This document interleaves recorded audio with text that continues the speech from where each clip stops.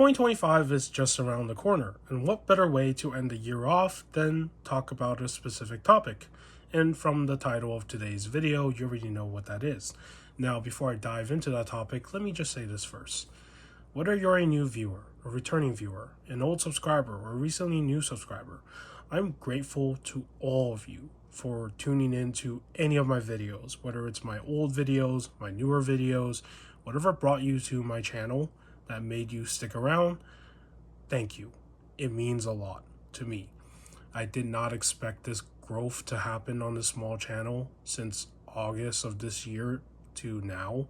It's just wild. But I'm grateful to all of you for tuning into my videos, and I hope that you look forward to more of my videos for the year to come. I can't even speak properly right now because it's just emotional. This growth is just insane. I did not even think this would ever happen, but I'm grateful and I'm thankful for all of you for tuning in. So yeah, with that said, let's talk about the topic of today's video. What is that topic? Wow. It is, what are my favorite DC Multiverse figures that I picked up for the year of 2024? Now, the first three figures I'm going to talk about one by one are all Green Lanterns. Let me just put that out there first. And the first one, I don't remember if it even came out this year. If you remember when it came out, correct me in the comments, but all I know is that I picked it up this year, so that's why it's on my list. It could have released last year. And it is the Hal Jordan from the McFarlane Digital Toys subline. So, if you're not aware, there is a subline called McFarlane Toys Digital where basically you get a physical figure and you also get a digital code for a digital version of the same exact figure, maybe in a different paint scheme or something. I don't really get the gimmick of it. It's weird, and also another way for them to lock other character designs behind another subline and charge $24.99 for them. So it's you think collector edition is bad? Well, this is also bad too, but this could have easily been released as a regular DC Multiverse solo figure, but he decided not to. So yeah. But if you're trying to look for a good Hal Jordan figure, one that actually looks good on the shelf, I think this is probably the best one that they put out. Yes, it's reusing the body buck from the Booster Gold Blue Beetle 2-pack, but I still think they did a better job with using this body buck than the previous one, because if you have the gold label version of the Hal Jordan that recently came out, then you'll know what I mean by that older body buck. It's okay, but it's not the best. I think this one's a little bit better. And if you had to pick between which Hal Jordan, this one is probably the one to go with, because the head sculpt on this one actually looks better than the one on that gold label. So that's my opinion. But if you like that gold label one, that's also cool as well. So, all right, that is the first figure. The second one is Kilowog, another character that's long overdue. Oh, I thought it was going to fall. In this line. And yeah, this is also another character that I wanted for my Green Lantern shelf, and I'm so glad they finally made it. Now, the only problem is that this 2-pack is also including a Kyle Rayner, which I think that was probably the asshole move, because that Kyle Rayner figure isn't new. It's just a reissue, repainted, just to go with this 2-pack. And for those of us who already have the previous two versions of Kyle Rayner in both those costumes, like the one from Blackest Night and also the one that was a Target gold label, yeah, this is kind of unfair. this is a typical McFarlane move to make, throw it in again for a third time. But if you do not have this 2-pack, you don't have a Kyle Rayner or a Kilowog, then this 2-pack is really good for you, because you'll have two new figures. And honestly, if you love Green Lanterns, you want a Kilowog figure, this is a pretty good Kilowog figure to go with. He's pretty big in size, and if you want to know how big he is, well, let's put there you go. So that's how big he is. He's not a small figure.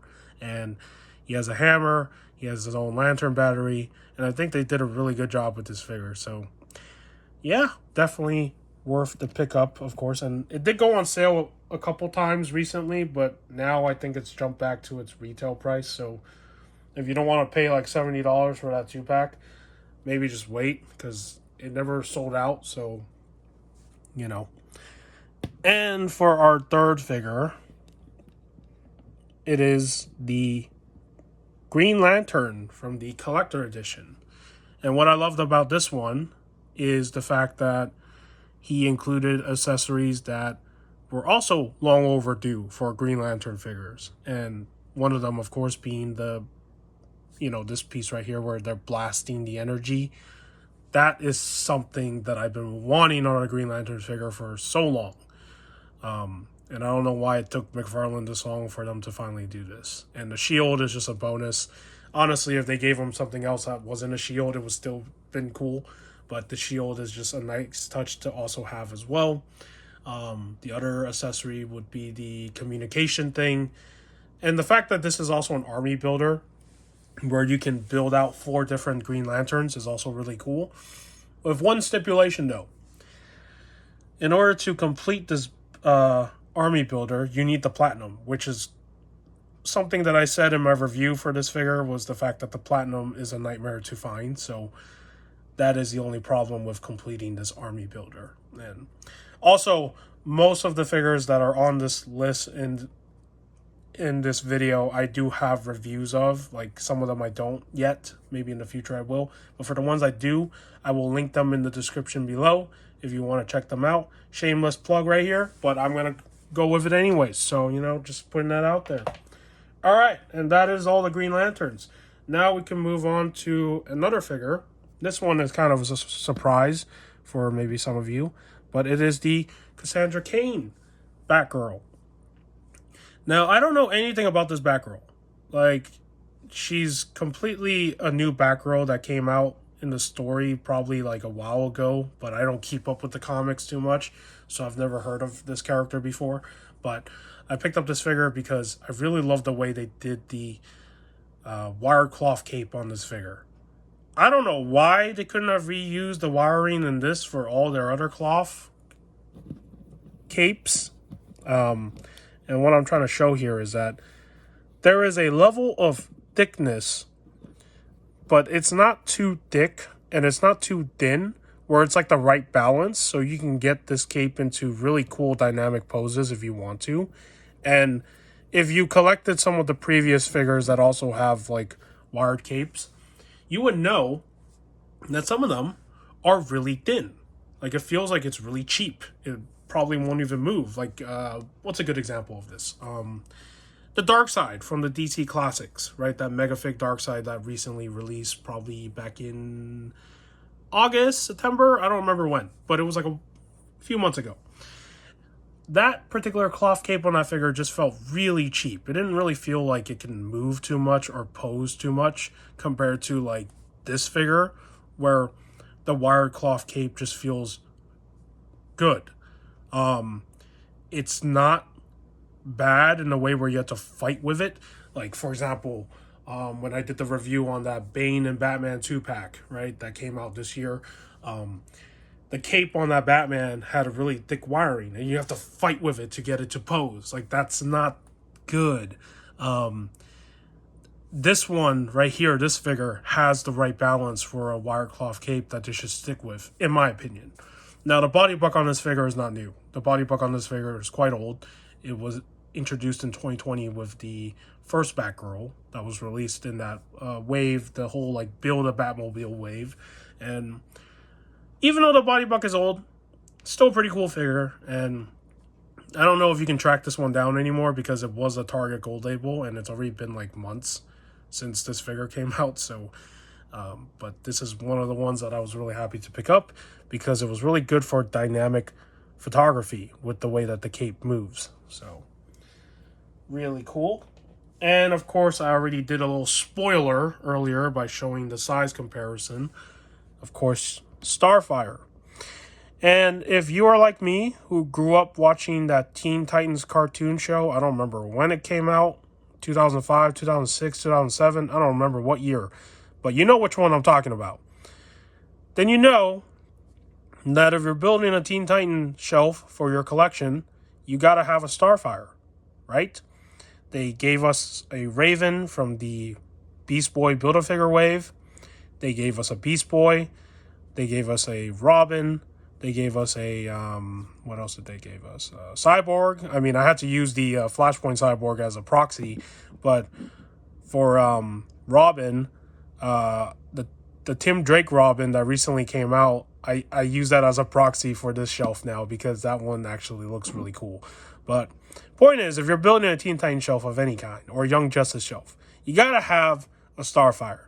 And they finally delivered on this, which I think they did a pretty good job. Now, the only thing I hated about this particular release was the fact that her sister was the Platinum version because it's repainted to be Blackfire, and you know Blackfire is her twin sister. So I don't have that figure. And I don't know if I'll ever be able to find that because this figure sold out like crazy when it went up for pre-order. And I missed out on the pre-order because I didn't even know it was up that day. That was how busy I was with school that I even forgot about the pre-order date for this figure. But I was lucky that Amazon had their pre-order pop up again months later. And I was able to place it. Since then, I've never seen this figure in stock on Amazon or even at the store. So this is probably one of those harder to track down ones. And I have a feeling, and I said this in my news coverage video for those recent McFarlane stuff that they revealed, it might happen with Power Girl. So if you want that Power Girl figure, you got to be ready to go on that day when the pre-orders go live, whenever they give us the date for those pre-orders. So yeah. And the next figure on this list is, of course, the Batman vs. Superman version of Gal Gadot Wonder Woman. And as I've said in my review for this figure, I love the fact that this is like the right balance between the first version and the second version, you know, carrying over some of the changes with the skin tone, fixing the legs, of course, with the second one and bringing that over. And just the fact that the face sculpt on this figure looks a lot better. Now, does it look like Gal Gadot? Not exactly. I mean, I don't really see the likeness, but it's good enough where it passes. And if you need a Gal Gadot figure for your shelf in terms of live action Wonder Woman, this is probably the one to go with. Because the previous two, the first one, pretty bad. Most people say the first one was bad. The second one is okay, but I think this third one really nailed that look and probably might be the last Gal Gadot Wonder Woman figure that they'll ever make. Who knows if they'll make another one, but yeah. So, one thing to know is that this figure is hard to track down as well. It is sold out. I don't know if it's back in stock yet, but if you're able to find one, do pick it up if you are looking for that particular figure. And the next figure on this list, this one's just in here for the memes because but it's still a cool figure. Okay, it's not the memes. It's a meme to me because I texted an image of this character design to my cousin probably months before this figure got revealed. And I remember telling him, you know, I wouldn't be surprised if they turned this into a figure because, you know, McFarlane loves making Batmans, right? This is literally a Batman-Superman fusion combination. He's going to turn this into an action figure, right? Most likely. I have a feeling he will. And then months later, it freaking happened. Now, maybe there was a listing for this figure already that was already confirming that it was coming, but I didn't see it. But it was just funny because I was like, no freaking way. It actually happened. So, yeah, that's why this figure is kind of funny to me because I was like, did I predict it? No, I didn't predict that this would happen. It just happened. So, but I also like this figure too. Now, some people might think this thing is cringy because it's like, oh, it's, you know, Superman and Batman fused in the same body. But I'm like, I mean, it's a cool character design. I like the way that they did the emblem on the front and the back. Yeah, so really cool. And also, just nice to have on the shelf, in my opinion. Even if you don't want to count this as a fusion form, I mean, it's still a really cool looking figure. So, So yeah.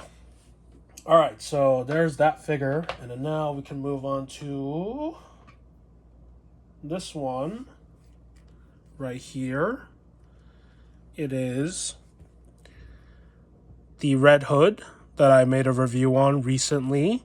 And the reason why I like this figure is just because it looks like a modern ninja. And also, I like the fact that they kind of fix some of the problems I had with the Arkham Knight Red Hood in terms of like reusing some parts, I think, that they did on this figure. And overall, it's just a really cool looking Red Hood, even if it's not like a complete fix of like the Arkham version, like, but it shares like a similar mold in terms of the legs. So yeah, just a cool Red Hood to have. So if you wanted a Red Hood figure for a while now, and of course not going back for that new 52 version because it's really freaking expensive now, I hope that McFarlane reissues that version in the future, because hey, if he can reissue the Thomas Wayne with his guns in a Flashpoint 2-pack with the reverse flash, he can do the same for this. So I think he should with that new 52 Red Hood with his guns. But if you need a new Red Hood, like one that looks cool at the moment, I would say go with this one over the Arkham Knight version, because the Arkham Knight version is they kind of fumbled with that one for this particular line. Maybe if another company made it, it probably might look better, but of course it's more expensive. But if you still prefer that Arkham Knight version, I think it's still out there. I think you still get it online. But if you want this one because it's cool and it goes with that motorcycle better, there you go. Red Hood. What should I look at next? Trying to figure out like what other figure I had on this list. This is like the most scuffed video that I ever made. I can't seem to find it. Oh, there it is. Yeah, let's look at this one next. Whoa. Okay, there it is. I almost forgot. I said this was going to go on the list. This had to go on the list for sure. I said this in the review for this one. Holy, almost forgot about this guy. Page Puncher Superman from the Ghosts of Krypton wave. Wow. I love this figure so much because of the armor stuff that it had on it, and just everything to the Superman is so interesting. It gives me like Warhammer vibes, and it's just like something so random. You don't ever picture Superman to wear something like this, but that's what I love about the Page Puncher 7-inch line, is when they tackle like original designs made for that specific wave. You know, it's not based on any existing source material except for the characters, of course, right? That they're part of DC. But I love this. And if you want to see the review on this figure, of course, I have the link to that in the description below. Another shameless plug right here. I apologize for that. But yeah, really cool. And as I said in my video, you can also do some custom work to it if you want to, with the armor parts, you know, painting it and making it look better. And you know, giving it a touch-up, because the figure itself is quite plain. So, yeah, really cool. There you go. And now, we come to the figure that I was very excited for when it got announced, because I don't have this character ever. I don't have I have a version of him, but I don't have... Oh, excuse me. Man, I can't even speak, and I'm like freaking burping right now. I have this guy, the Bane from Nightfall. So I have the other Bane, which was the Last Night on Earth Bane, and that was my Bane on my shelf for quite a few years. And I skipped out on the original Megafig Bane because he didn't have fist hands. And overall, like, I thought at the time I didn't need that Bane. I was like, maybe when he goes on sale, I'll pick him up. But that didn't happen because that Bane sold out like crazy, and now it's like $200 or something online or something for that freaking Bane. And I'm glad that I did not pick up that Bane because this one came with his hands. And overall, I like this one more because he's quite simple. He doesn't have that big canister thing on his back, and he just has this tube that connects to his arm. So, you know. And if you want to do the whole like breaking the bat's back sort of pose, this one can definitely do it as well. So Very, very cool looking Bane figure. And one that I jumped on right away because I've been wanting a proper comic version of Bane on my shelf, and this one just filled that void for me. So I still love the Last Night on Earth version, but that one's a little bit different. It's like more of a alternate world Bane of some sort. And now we come to this particular figure. Now this one I know is old. This is not a new figure, okay? But I was very happy to get this recently because I found this at Marshall. So I'm going to count this on the list, even though this figure didn't come out in 2024. It came out probably like in 2022, if I remember correctly. So it is the Dark Detective Batman. And the reason why I love this figure so much is because I love the original mold of this figure that the Midnighter used. He got a trench coat. He has a belt. He just has this really cool look to him. Don't ask why he has a gun. Because he's like futuristic looking to me in some of the images in the comics. I decided to give him this gun, even though Batman shouldn't be using guns, but it is what it is. But yeah, I really love the trench coat sort of thing. Like, I really like that aesthetic. And he's wearing armor underneath. He's wearing like pants. He got leg armor. Really freaking cool. So I love this figure. And probably one of my favorite pickups this year that I found at Marshall's for like $10. So, and now that leads me to the final figure that I was also very excited for the year. And it is none other than Cyborg Superman. And the reason for this is because I made a review for this figure quite a while back when I started uploading videos again. And this particular figure, at the time when I saw photos of this, was posted, I think, a year ago, if I remember correctly. And most people at the time didn't know if this was real or not. We thought it was just some amazing custom work that someone made because, some people are really good at making customs for action figures that it looks like a legitimate thing. And I thought it was like, man, it looks way too good to be McFarlane DC Multiverse. Not saying that McFarlane can't make good sculpts, but, this one was a little bit different. It was like, nah, I can't believe this is real. Like, at the time, most people were like, there's no way this is a legit figure. Like, in the images, they were saying that this is a prototype.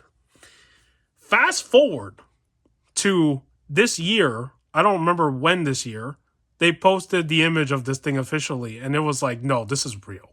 This is a real figure. What we saw before was a legitimate prototype that was painted. And they changed the paint on it, of course, with the final release. But it is the same exact thing in that photo.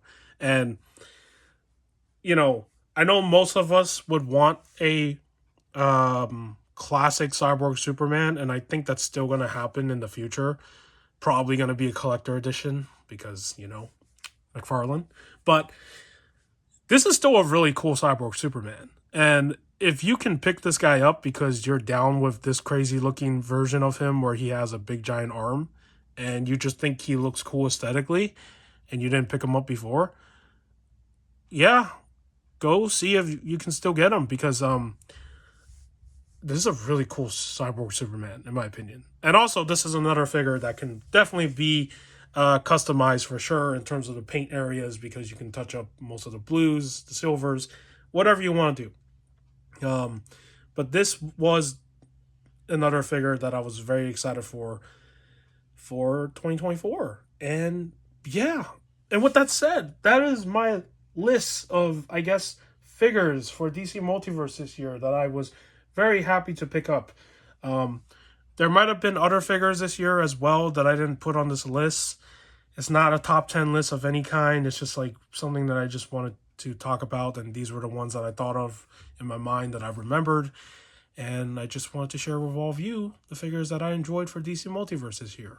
And with that said, if you found this video informative, or not really informative, because this is not an informative video, is it? If you found it fun, if you found this concept fun and just like in general want to see more of these kind of videos in the future or just any other video that I make on this channel, as I've said before, do give it a like. And if you want to subscribe to my channel and you're a new viewer and you like the way that I just make my videos in general, well, give the channel a subscribe. But in the end of the day, you don't have to, because, hey, I make these videos for fun, and that's how I enjoy making videos. And with that said, have a happy new year. Spend time with your family and friends. And I'll see you in the next video.